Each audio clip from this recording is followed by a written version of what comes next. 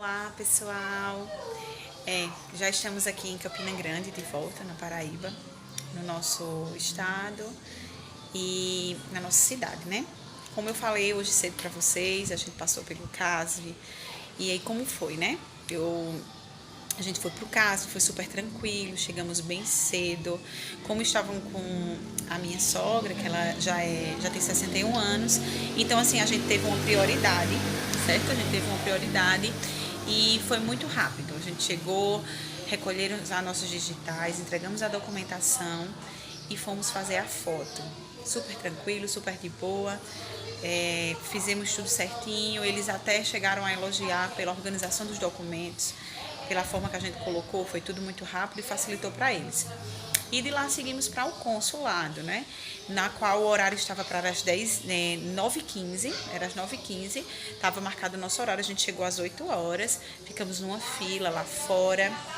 Quando a gente ficou na fila, ela mandou a gente ficar só com o passaporte na mão naquele momento, porque ela iria recolher o passaporte lá fora ainda na fila. Então a gente fez isso e colocou os outros documentos em mãos também para não estar abrindo pasta e para facilitar. A gente fez tudo certinho.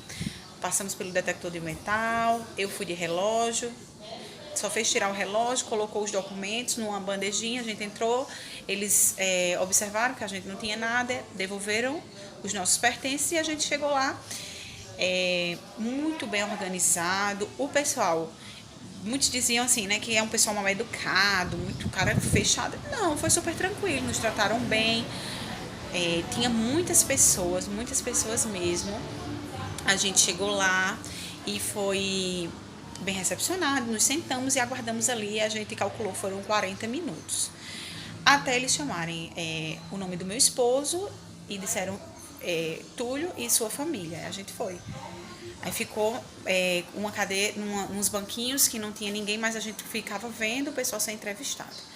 Foi quando ela nos direcionou para uma cabine, para um guichê, que estava sendo entrevistada uma pessoa. Era uma jovem, ela estava sendo entrevistada e a gente ficou escutando tudo. Ali não tinha ninguém conosco, só era a gente e essa menina. A menina estava sendo entrevistada e a gente ficou aguardando, tipo num espaçozinho de 2 metros. A gente fez tudo certinho e ficou aguardando. Essa menina foi negada, certo?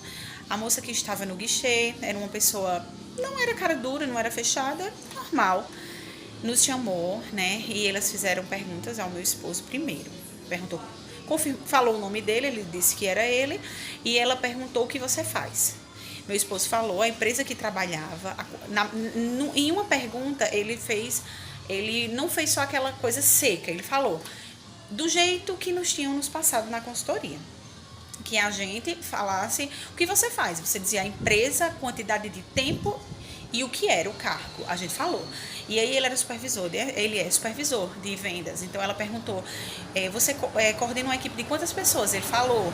E a que tipo de pessoa, que tipo de cliente vende? Então ela perguntou bem, ela quis entender bem qual era a profissão dele. Ele falou. E aí depois se direcionou para minha sogra e só perguntou o estado civil dela e quantos filhos ela tinha. No caso, meu esposo era filho único, então ela falou para ele que era filho único e aí pronto, aí se direcionou para mim.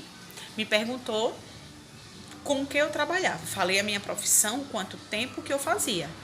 Tudo bem, voltou para o meu esposo, perguntou se ele declarava imposto de renda, aí ele disse que declarava e ela pediu para ver. E a gente estava já com o documento em mãos, entregou para ele.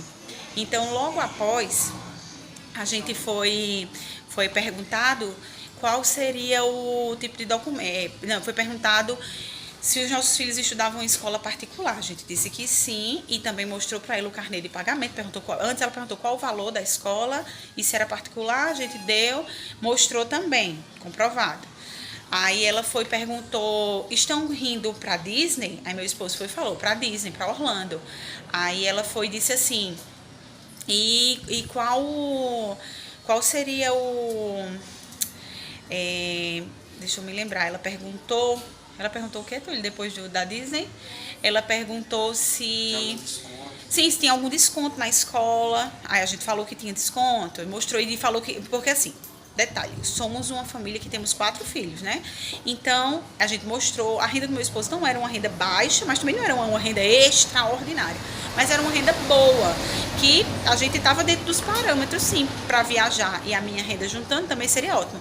Meu esposo ia financiar a viagem junto comigo, ia ser os patrocinadores da minha sogra e dos meus filhos. Então, eles perguntaram quanto era a escola, se tinha desconto, a gente falou que tinha um que era bolsista. Tudo comprovado, aí eles perguntam pela nossa casa. Sua casa é própria? A gente falou que sim, que a gente tem uma casa própria. E ela perguntou quanto foi a casa, quantos anos a gente tinha a casa e se ela era financiada. A gente falou tudo, foi respondendo, né, aos poucos, e ela digitava, perguntava novamente. Aí ela perguntou tudo sobre essa questão da casa, ela chegou a perguntar quantos quartos tinha a casa, a gente disse. Então, depois que a gente respondeu tudo isso, ela passou, assim, pra gente é uma eternidade, né, mas ela ficou um tempão lá, teclando e colocando. O que é que acontece?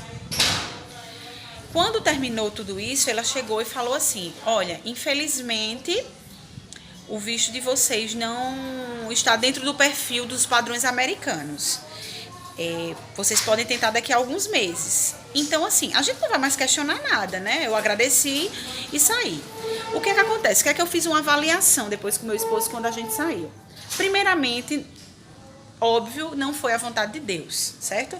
Porque quando a gente se direciona a Deus e pede para que seja feita a vontade dele, tudo pode estar certo, mas se não for a vontade de Deus, a gente não chega a lugar nenhum. Assim a gente confia, do mesmo jeito que às vezes as coisas estão tudo erradas e Deus vai lá e faz. Então, assim, aparentemente tudo estava certo, tudo correto, tudo bem feitinho, a gente não ficou nervoso, não gaguejou, falava direto. Então fez tudo da forma que seria. Mas aí o que é que acontece? Depois, a gente se lembrou de uma coisa. Quando eles perguntaram, vocês têm a casa? A gente errou em uma coisa.